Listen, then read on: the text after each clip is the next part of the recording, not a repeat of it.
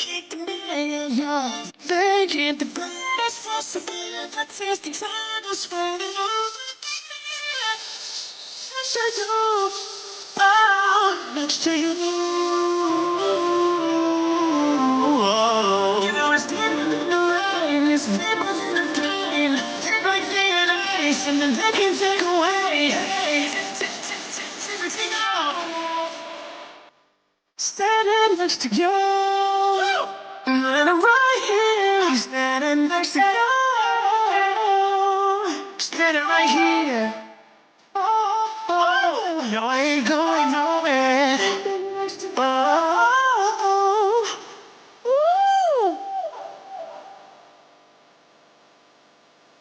ooh, standing next to you. Oh, next to you.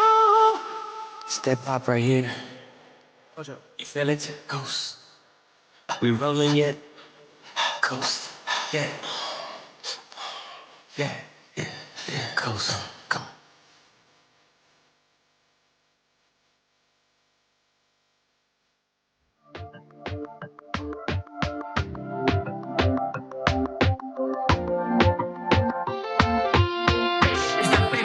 Una vez me desperté, no estaba más a mi lado. Pensé que suerte por fin esta historia se ha acabado. Luego me desenvolví y no te dije ni sorry. Y ahora estoy ganando más que tú con solo una story. Voy a romper el party con todas mis nenas. Llegamos justo para la hora de la cena. Cuerpo pesado corriendo por la pena. Vamos a partir la escena. Todas tan ready para mover el culo. Vienen de 5, los rechazos de a 1. De todos esos fecas no me queda ninguno. Tu combo ni lo uno. Estamos listas para romper la discoteca. Manos arriba las que fuman pa' que prendan. Real G que se queden los falsos en la puerta. Esta noche pa' zafarnos bien perra. Esta noche no te lee, DJ profesor Belé. Todas están mirándote, bebé tú estás muy bella. Desácate, la noche es de ella, paleta. Dale paleta, toda la noche entera. La vida es una, no te espera. Todo se cura cuando perrea. Dale hasta abajo, bebé, sin pena. Voy a romper el party con todas mis nenas. Llegamos justo para la hora de la cena.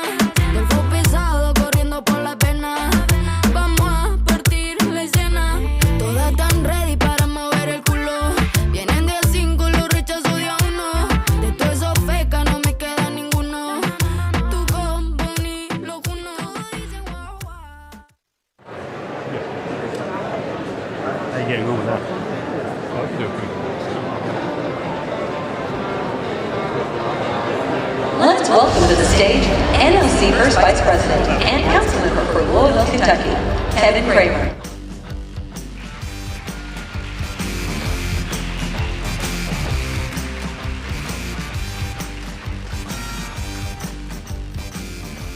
Thank you for welcoming me back, and thank you to that fabulous panel. And you all are really demonstrating what being ready and resilient is all about. Now, the reason I'm on the stage, please allow me to introduce our headliner speaker for this season. He began his career serving in the United States Marine Corps for 4 years, including a tour in Iraq. Upon returning home, he went to law school, became an investor in startups across the Midwest, and penned the best-selling memoir, Hillbilly Elegy. In 2022, he was elected to the U.S. Senate, representing the state of Ohio, where he served for 2 years. During his time in the Senate, he worked closely with NLC to advocate rail safety legislation in Congress and to make communities safer, co-sponsoring the Railway Safety Act of 2023. Last year, he stepped up to join President Donald Trump in his presidential campaign and was elected Vice President of the United States in November of 2024. Ladies and gentlemen, please join me in welcoming the Vice President of the United States, JD Vance.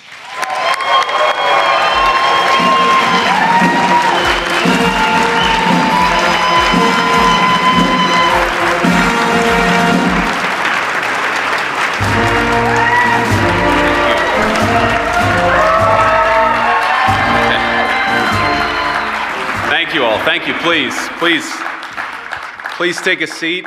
It's good to see everybody. Good afternoon, and thank you all for having me. Thank you to Councilman Kramer for the kind introduction. I was talking with him backstage a little bit.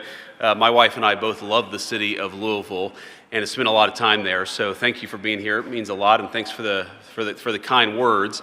And I'd say to all of you, whenever I was in the Senate and I welcomed a group from Ohio, and I know you guys represent the entire country or cities and municipalities all over the country, I would always just say, enjoy the town because it is your city. And I think that Washington is a beautiful place. It's a beautiful place to spend a few days. I know you guys have some work to do, but I also think it's important to get out there and see the people's city. It was built with your tax dollars. I think these incredible buildings and museums are supported by all of you and, of course, by all the people that you represent. And so I hope you enjoy your time in Washington, D.C. So I know you're all busy, and I know it's never easy to come here to Washington, especially on a Monday. So I appreciate the effort involved in getting here, and I also appreciate the mission of this conference. The work you all do back home is extremely important. Most Americans, of course, they interact with their state and local governments far more regularly than they do their federal government, and that's the way it's supposed to be. That's the way the Constitution sets it up. We know that good government starts at the local level. So while those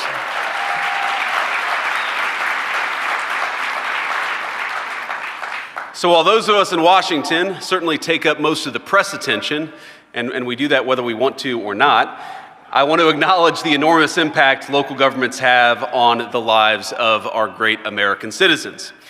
Now, the Trump administration believes in the wisdom of federalism and leaving local issues to local officials.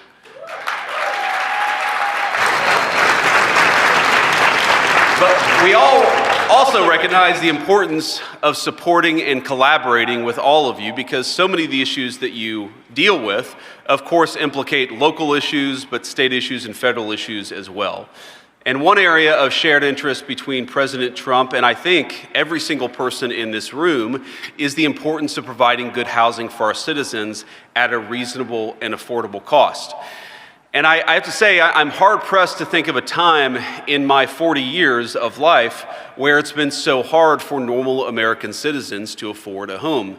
Even renting a home has become a challenge, or worse yet, fallen completely out of reach for so many of our families. I was talking with a relative a couple of years ago, and she just made kind of an offhanded observation. As a younger person than I am, she was looking to buy her first home and just mentioned that when her parents were growing up, they could afford a nice home on a single middle-class income. And she was sort of mentioning this as a sorrowful thing. She was sad that that wasn't true for her generation. And I think all of us in this room, certainly including me, have a little bit more work to do, I think, to make housing more affordable. And I want to talk about that because I think it's the issue where our interests in some ways are most aligned with the people in this room. I read recently that the average income it takes to buy a new house is nearly 2 times the average salary of your typical American family. Not the average American worker, but the combined incomes of a husband and wife, and that's just not acceptable or sustainable in the United States of America. We want Americans to be able to afford the American dream of homeownership because we know that when people own their homes, it makes them a stakeholder. It makes them a stakeholder in their neighborhoods, in their cities, and ultimately, of course, in this country that all of us love so much. We want our citizens to feel that investment in their own country, and it's hard. It's hard to feel that investment if you feel like you can't even own a slice of it, even if that's what you want to do. Now, on a more basic level, we don't want people living paycheck to paycheck. We don't want them to make trade-offs between a trip to the grocery store and meeting next month's rent. Because even if you don't yet own a home, or even if you don't ever want to own a home, the knowledge that if you work hard and spend wisely, eventually you'll be able to afford a nice place to live, that goes, I think, a very long way to giving people a sense that they belong here and a sense that they have a stake in the future. Now, there are some important reasons why that belief is dwindling among Americans today. And a lot of it, of course, comes from the historic inflation that this country has dealt with over the last 4 years. Now, under the previous administration, to get a little bit political, the cost of a median price home in America more than doubled, and that was just in 4 years. And if your salary didn't keep pace with inflation and rise 20%, your buying power took even a bigger hit. And of course, if you think about this, if the price of a home doubles and the price and your actual salary doesn't double, then you're a lot worse off. And we know that most Americans did not see their salary double over the last 4 years. So it's no surprise that home sales hit a 30-year low in 2024. Now, another reason for the elevating costs comes down to zoning. And the reality, as you all know, is that zoning is an area where federal authority is actually quite limited. And I'm sure none of you want the federal government in the business of mandating how cities and towns handle local laws, and that's certainly not what we want to do either. But I would ask everyone in this room is to be good partners with us, and certainly partners with your citizens, and think about how we can improve the costs of the costs of housing for our citizens. And I think one of the ways that we're going to have to do that is by being a little bit smarter about our local zoning rules.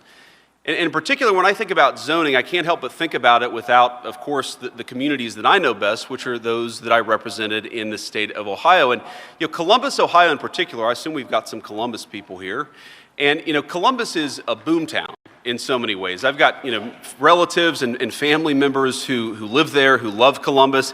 It's a magnet because it's had so much economic development. But one of the things that I worry about when I look at a city like Columbus or Miami, which became a boomtown during the COVID years, is the unaffordability of housing.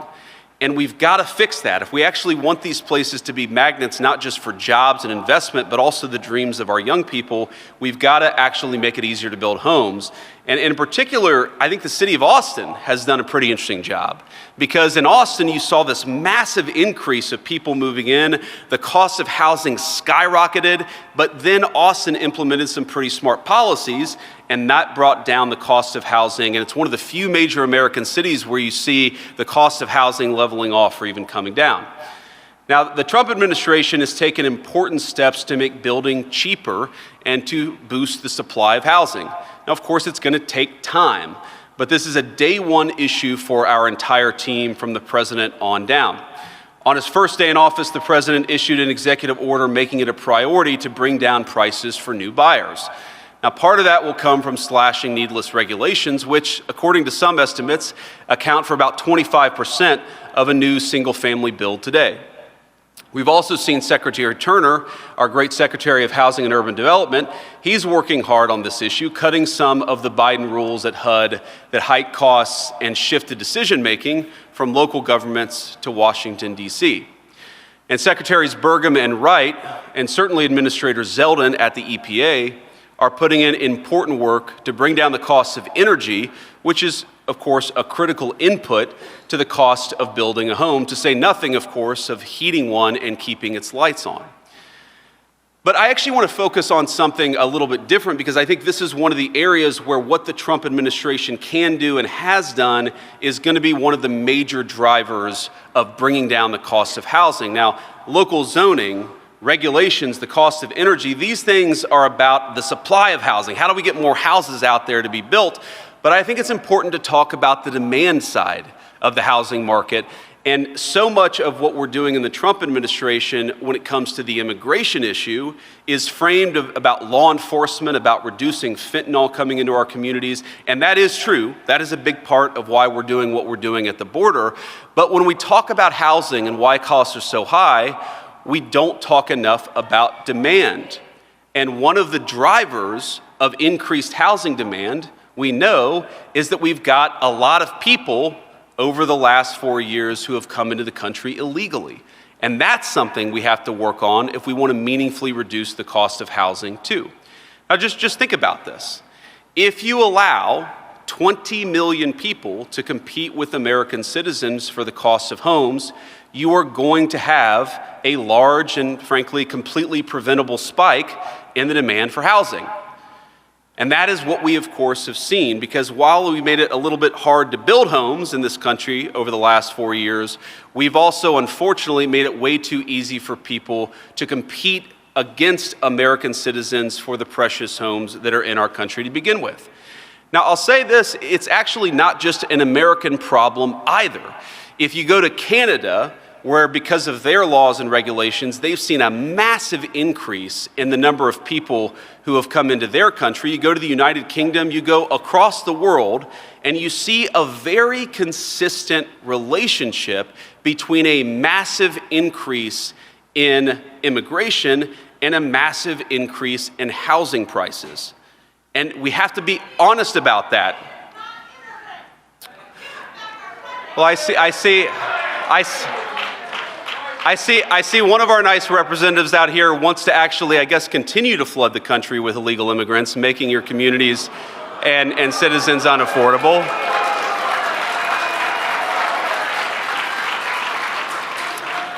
But ma'am, with all respect, one of the reasons why we're doing what we're doing is because we want to make it more affordable for Americans to live.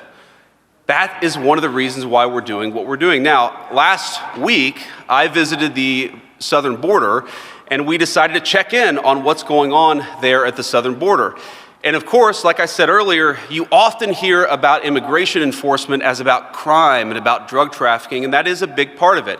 I was at Eagle Pass, and I was talking to local border control down there, and they told me that in just a matter of weeks, their small part of the border had gone from 1,500 daily encounters to less than 30. And again, that's in a matter of weeks. That's just a simple matter of common sense border enforcement. That matters. Thank you.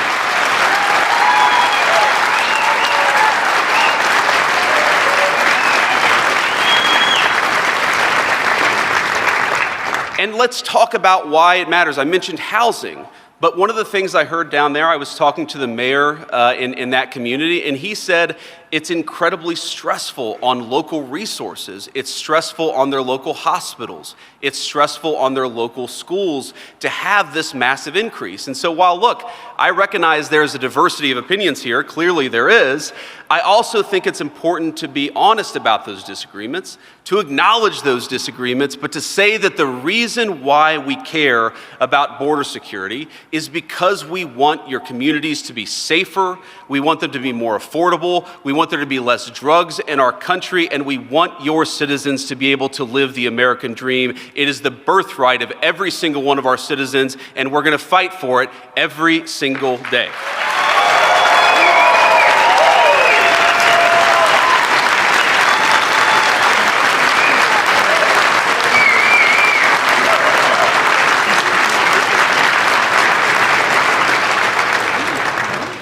So, with all due respect for some of the disagreements in opinion, I'd say we welcome disagreements. We want to talk about those disagreements, but we also have to respect the law in the United States of America.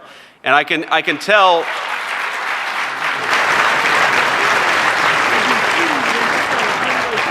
And I can tell you that, yes, of course, you're going to disagree with some of our policies. That's okay. Come and tell us when you disagree with our policies, and we'll have a conversation about it. Maybe don't shout it in front of 2,000 people. I can't even hear what you're saying, sir. But importantly, on this question of immigration, we have to recognize that, yes, you can disagree with some of the laws that are in place.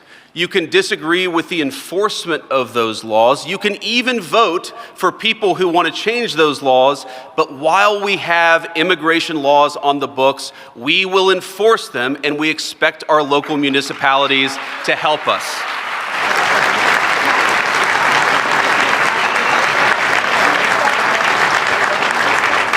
So it will be the policy of the Trump administration to enforce the nation's laws, and it will be the policy of the Trump administration to say that it is not up to local cities to choose which federal laws that they're going to enforce. It's important. We can't do immigration enforcement with sanctuary cities. We've got to have everybody respecting the law, and that is going to be one of the major policy focuses, of course, of the Trump administration, and it already has been. And I want to just say one final point about this issue of housing and of the strains that immigration and illegal immigration in particular put on our housing stock.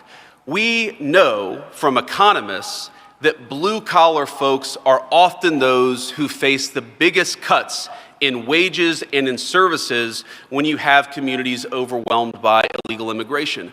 I come from a blue-collar family, and I think one of the main drivers is that we need to be able to give our citizens, black, white, or whatever skin color, whatever belief system that they have, if you are an American citizen, you deserve to have a government at the local, city, and federal level that fights for the American dream for you. And we've seen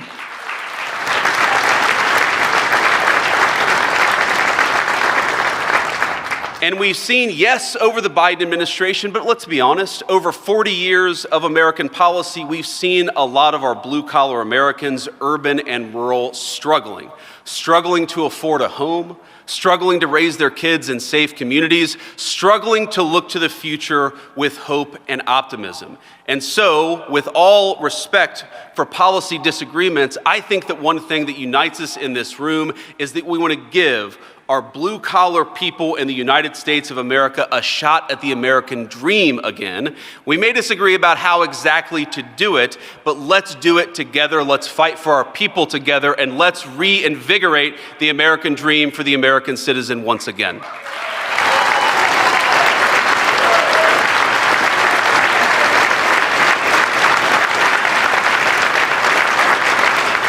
And let me close here with just an acknowledgement here that I know you guys have some of the hardest jobs in government, Democrat, Republican, or nonpartisan. You guys are the ones, of course, who fix the potholes. You guys are the ones that make sure our local police have the funding that they need, our local firefighters are able to do the incredible job that they do. So I just want to let you know, from the Trump administration, from the president, the vice president, and everybody else, we respect what you do. We're impressed by you. We think you guys are doing a great job, and we want to make sure that you have a presidential administration that is making your lives easier and not harder. So please, consider our administration one with an open door. Please come to us when you have issues. Even if you don't like what we're doing on the policy, you guys have got to be able to come and talk to us. So keep doing a great job. Keep doing what you're doing. Enjoy the rest of your time in Washington. God bless you guys, and thank you for doing the great job.